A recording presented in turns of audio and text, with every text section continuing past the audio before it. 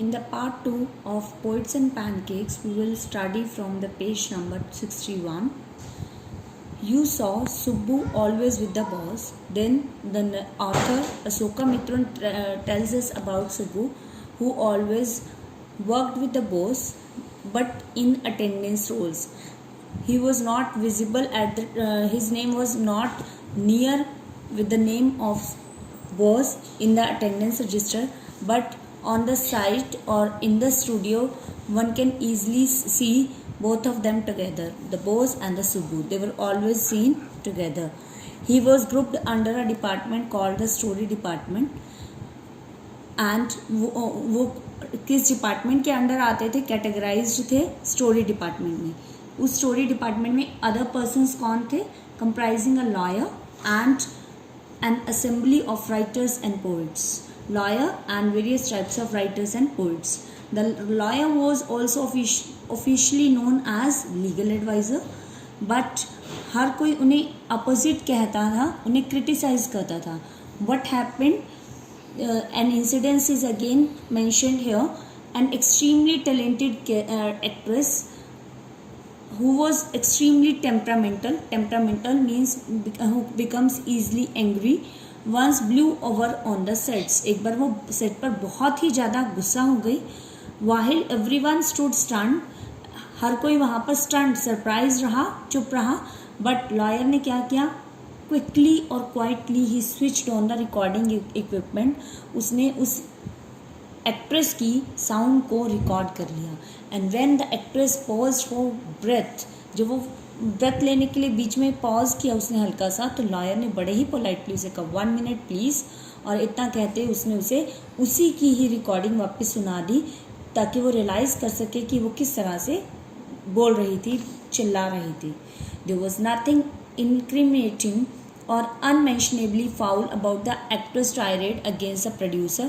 No doubt वहाँ कुछ भी इंक्रिमिनेटिंग रॉन्ग नहीं था, कुछ भी एम्बैरेसिंग मिस्टेक नहीं थी एक्ट्रेस की तरफ से. Tirade means long angry speech उसने नहीं दी थी प्रोड्यूसर के लिए. But when she heard her own voice again, but उसने जब अपनी आवाज़ को सुना कि वो इतना लाउडली चिल्ला रही थी, शी वॉज स्ट्रक डम, शी वॉज स्पीचलेस.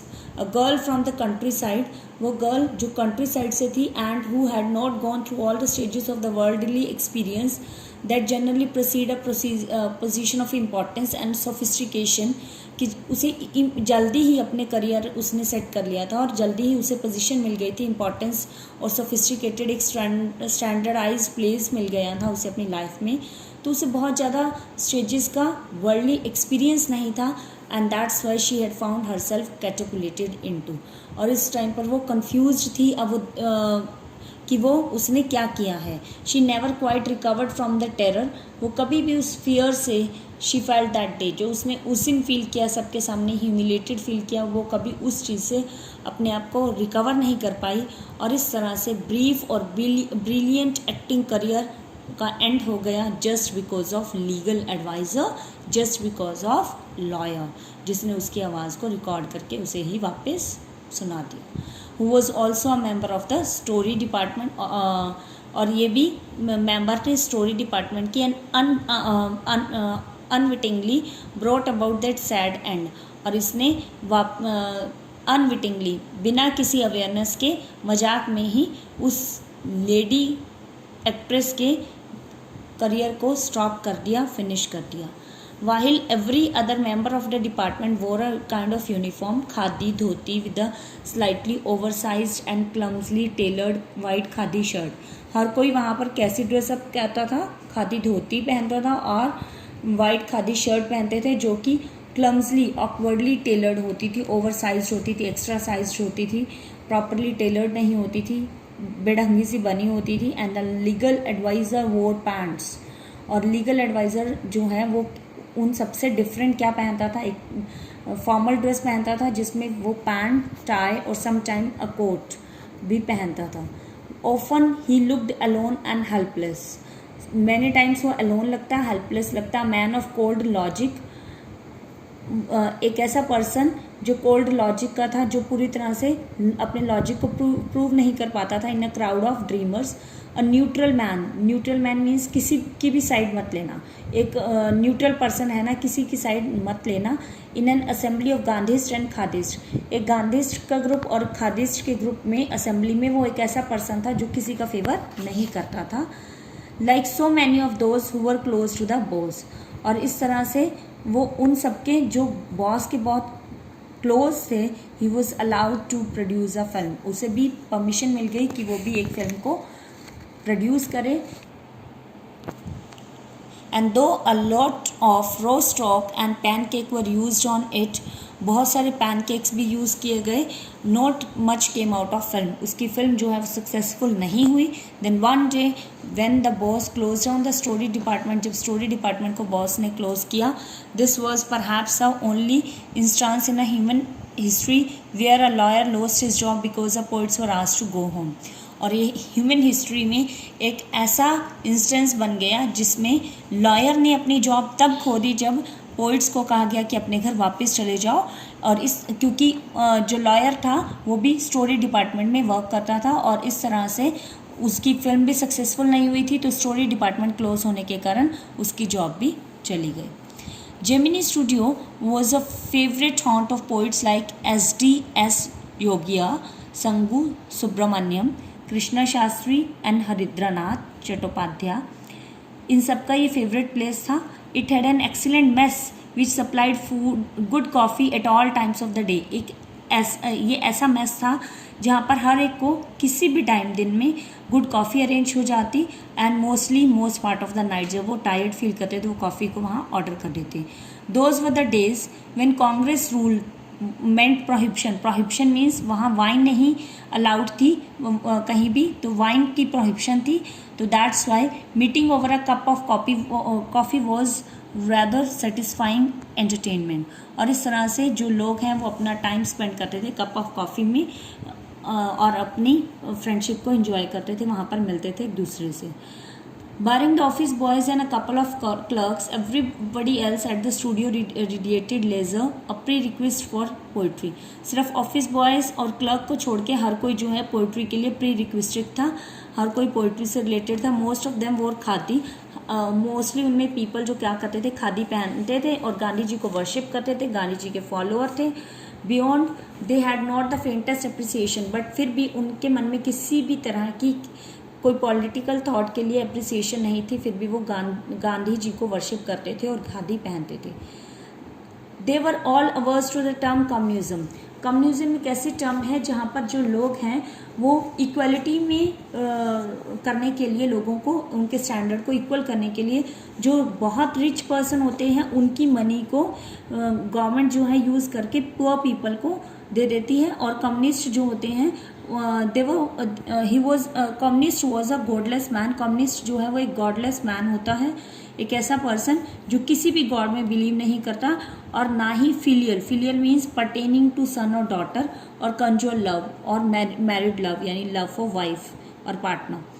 तो वो किसी के लिए भी सन डॉटर और अपने पार्टनर के लिए उनके मन में लव नहीं होता। He had no compulsion about, अगर वो अपने पेरेंट्स को भी अगर किल कर दे और अपने अपने बच्चों को भी मार दे तो उसे रिग्रेट फील नहीं होता था, उसे वहाँ पर सॉरी फील नहीं होता था, बिकॉज उसके मन में किसी भी तरह की कोई भी फीलिंग्स किसी भी रिलेटिव के लिए नहीं थी।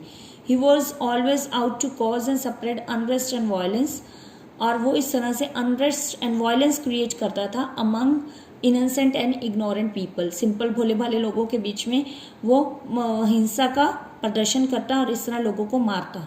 सच notions which prevailed everywhere else in South India. अब ये जो कम्युनिस्ट था, ये जो विचारधारा थी, ये कहाँ पर थी? साउथ इंडिया में। और naturally floated about vaguely among the khadi clad poets of Gemini studio. और नेचुरली यही चीज़ जेमिनी स्टूडियो में भी थी, जो खादी क्लैड पोइट्स हैं, और इसके evidence fourth coming clearly visible होने वाले थे जल्दी ही।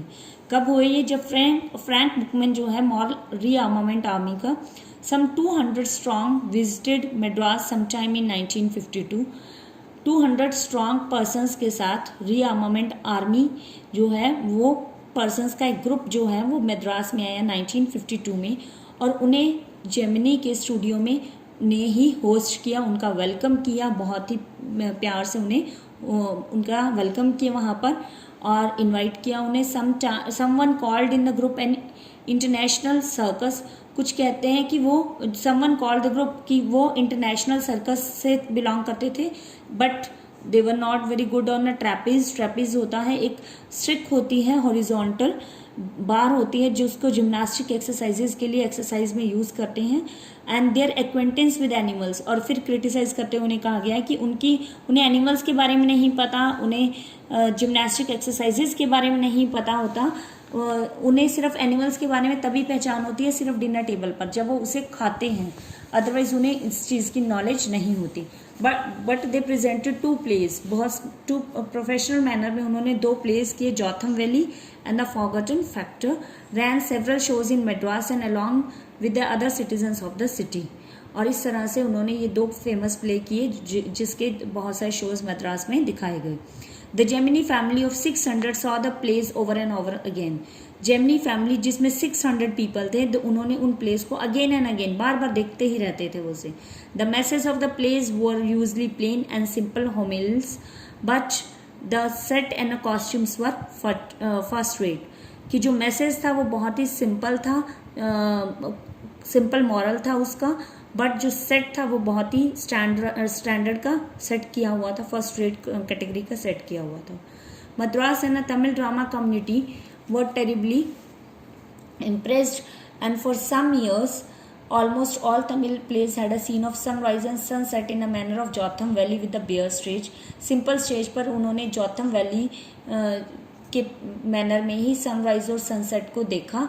बहुत कई सालों तक तमिल प्लेस को इन्होंने देखा, तमिल ड्रामा कम्युनिटी और मद्रास के जेमिनी स्टूडियो के पर्सन्स ने। वाइट बैकग्राउंड कर्टेन होता था और अ tune played on a flute, और उस टाइम फ्लूट बांसुरी पर एक ट्यून बजाई जाती थी और इस तरह से वो प्ले जो है वो प्रेजेंट किया जाता था स्पेक्टेटर्स के सामने। It was some years later that I learn that MRA means Moral Rearmament Army was a kind of counter movement to international communism and the big bosses of Madras। वो एक तरह की international communism की movement थी और मद्रास के जो big bosses थे mister Vasan simply played into their hands, और वो मानो उनके हाथों में कठपुतली बने हुए थे, उन्हीं के अकॉर्डिंग काम करते थे, उन इंटरनेशनल कम्युनिस्ट मूवमेंट के पर्सन्स के according. I am not sure however that was Indeed the case, और मैं श्योर नहीं हूँ बट ये ऐसा केस था। For the unchangeable aspects of these big bosses and their enterprises remain the same.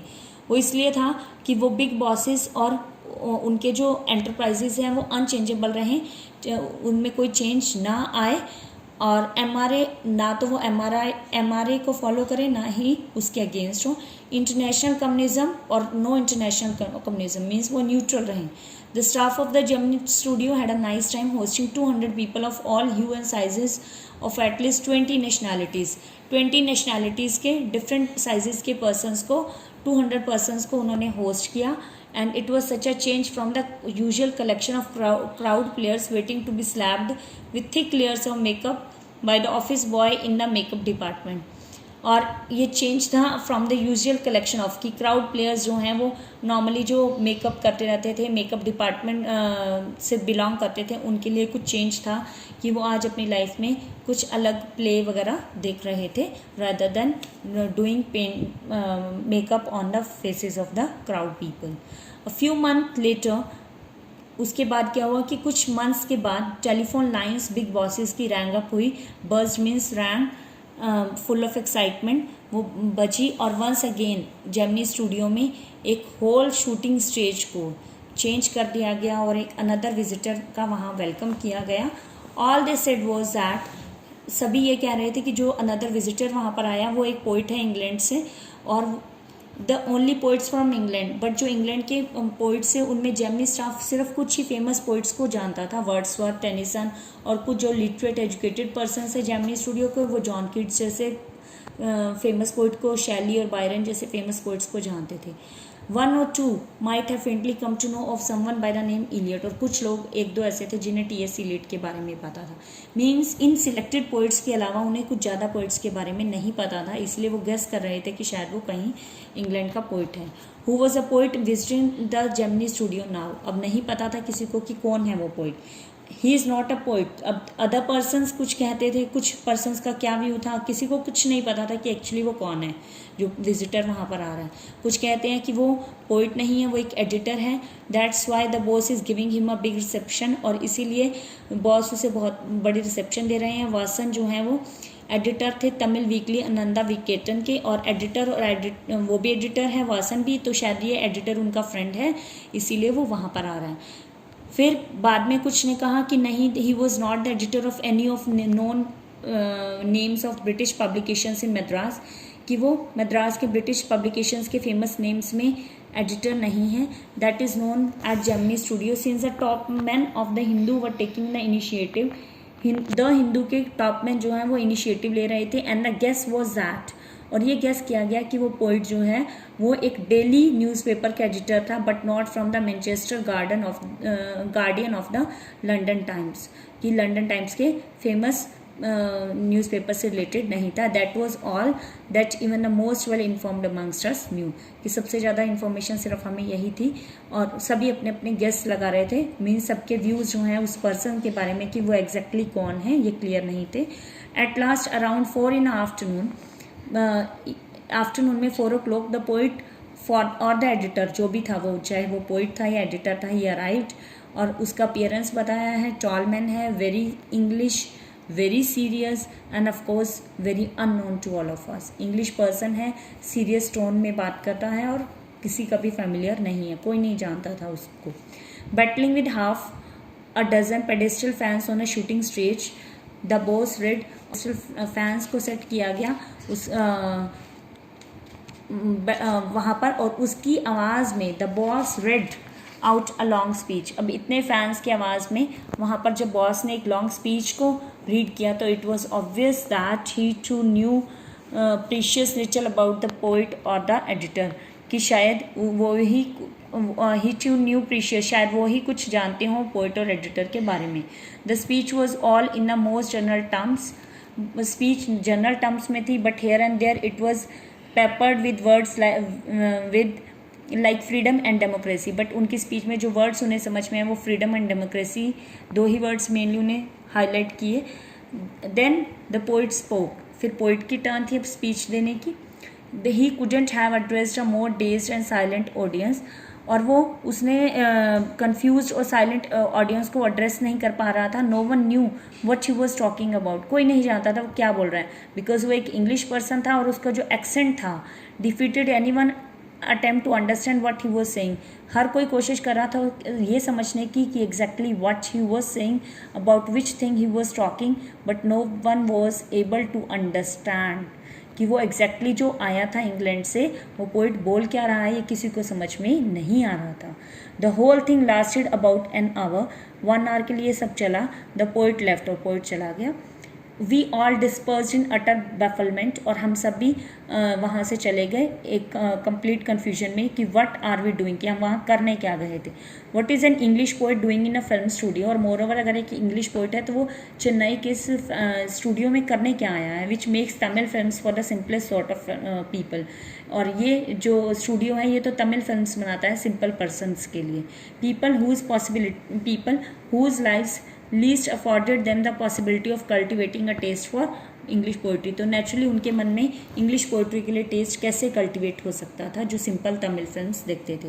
The poet looked pretty baffled too, poet भी confuse था। He too must have felt the sheer incongruity of his talk about the thrills and the travels of an English poet, और वो भी उसकी जो talk सी sensation और hard work की English poets के बारे में वो भी कंफ्यूज था कि वो एग्जैक्टली क्या बात करना चाह रहा था। His visit remained an unexplained mystery, और इस तरह से जो इंग्लिश पोइट वहाँ आया उसका वहाँ आना एक अनएक्सप्लेन्ड मिस्ट्री बनकर रह गया कि वहाँ कौन आया था, किसी को उसके आने के बाद भी पता नहीं चला।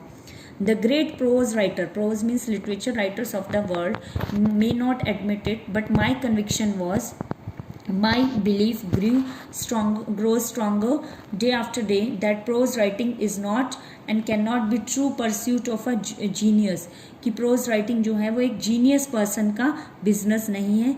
It is for the patient, persistent, persevering drudge with the heart so shrunken that nothing can break it, और ये जो प्रोज राइटिंग है ये ऐसे हार्ट का काम है, ऐसे लोगों का काम है जो बहुत ही पेशेंट हो, परसिस्टेंट हो, अपनी बात पर अडिग रहें, परसिवरेंस हो उनमें, और drudge means person to do long jobs with the heart, अपने हार्ट को कंट्रोल करके, that nothing can break it. Rejection slips does not mean a thing to him, लोग उसे रिजेक्ट करें तभी उसे कोई फर्क ना पड़े। He at once sets about making a fresh copy of the long prose piece, और इस तरह से वो बड़े बड़े प्रॉज जो हैं लेसन्स लिख देते हैं, and sends it to an another editor and closing postage for the return of manuscript, और फिर उसे अनदर एडिटर को सेंड कर देते थे पोस्टर्स लगा के। It was for such people that the Hindu had published a tiny announcements in an insignificant corner of an unimportant page. ये ऐसे लोगों के लिए था जो द हिंदू जैसे न्यूज़पेपर्स में पब्लिश्ड टाइनी अनाउंसमेंट, छोटे छोटे अनाउंसमेंट्स देते थे insignificant corner of an unimportant page, ऐसे पेज के बारे में जो इनसिग्निफिकेंट था, इंपॉर्टेंट नहीं था। A short story contest organised by a British periodical by the name the Encounter, वहाँ एक शॉर्ट स्टोरी कॉन्टेस्ट ऑर्गेनाइज हुआ by a British periodical by the name the Encounter के नेम से, and of course the Encounter ये एक commodity means material among the Gemini literati means people who enjoy literature, उनके लिए non material नहीं था the encounter, उनके लिए नया था। I wanted to get an idea of the periodical, ये जो पीरियोडिकल था द एनकाउंटर, इसका आइडिया लेने के लिए जब मैं गया, before I spent a considerable sum in postage sending a manuscripts to England, मैं अपने जो राइटिंग मैंने की थी, जो मैंने लिटरेचर लिखा था, उसको सेंड करने से पहले, इंग्लैंड सेंड करने से पहले मैं उस पीरियोडिकल का आइडिया लेने के लिए वहाँ पहुँचा। In those days British council library जो है उसकी एंट्रेंस का बताया कि वो कैसी थी, उसमें कोई लॉन्ग विंडेड साइन बोर्ड्स नहीं थे, and notice to make you feel that you were speaking into a forbidden area, sneaking means going secretly, कि ऐसा फील ना हो कि तुम किसी फॉरबिडन एरिया में जा रहे हो।